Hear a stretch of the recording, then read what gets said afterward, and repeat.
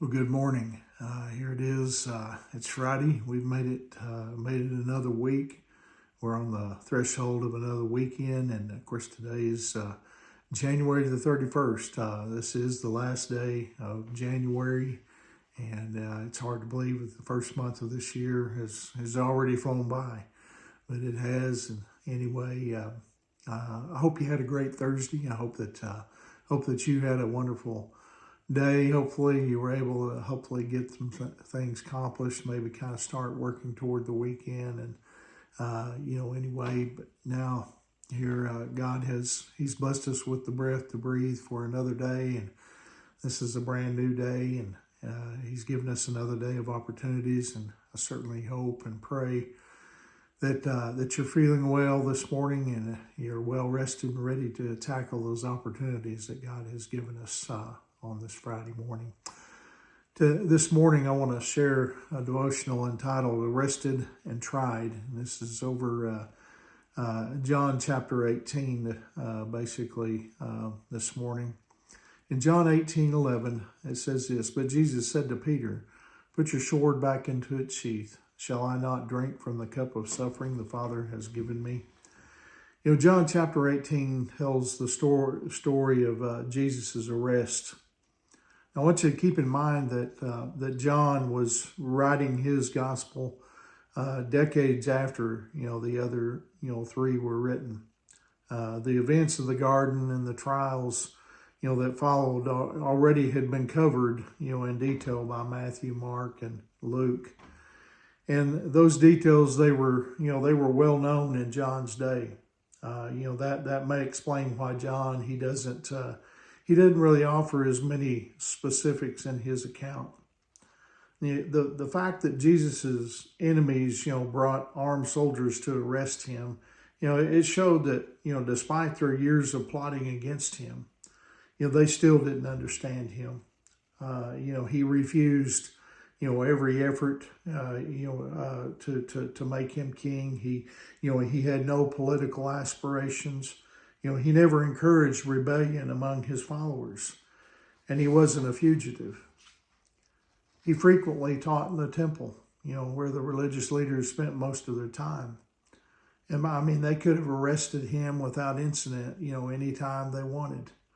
Of course, theoretically, the reality is that, they couldn't have arrested him, outside of God's timetable. Not until Jesus' time had come, which it had in the garden. And if anyone were, prone to violence, it was the religious leaders who several times picked up rocks, in order to stone Jesus because, they refused to believe the truth of his words. Now, it may have, appeared that way in the confusion of the moment, but Jesus, he was in control of the situation. And his enemies, as his enemies approached, he stepped forward to identify himself so that none of the disciples would, be harmed. And that should have been the end of it. But Peter, he failed to read the room. He boldly drew his sword, in order to save Jesus, and then he cut off the right ear of an unarmed slave. Jesus, he told Peter, to put away his sword, and then reminded him that, what was coming was God's plan. In Matthew's version of the story, Jesus said in Matthew 26:53, "Don't you realize that I could ask my Father for thousands of angels to protect us, and he would send them instantly?" Jesus allowed himself to be arrested because it set in motion the events, that would lead to salvation. There was nothing just about Jesus' trials. The verdict was a foregone conclusion. The high priest Caiaphas, he had already decided that, Jesus needed to die for the people. That is, so the Roman government, wouldn't crack down on Jewish religious practices. And you can read more about that in John 11:49 through 53. See, John was the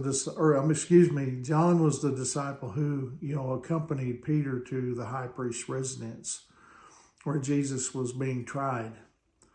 And since John knew the high priest, he was able to get past the gate and into the courtyard. But then he had to convince, a woman, watching the gate to let Peter in.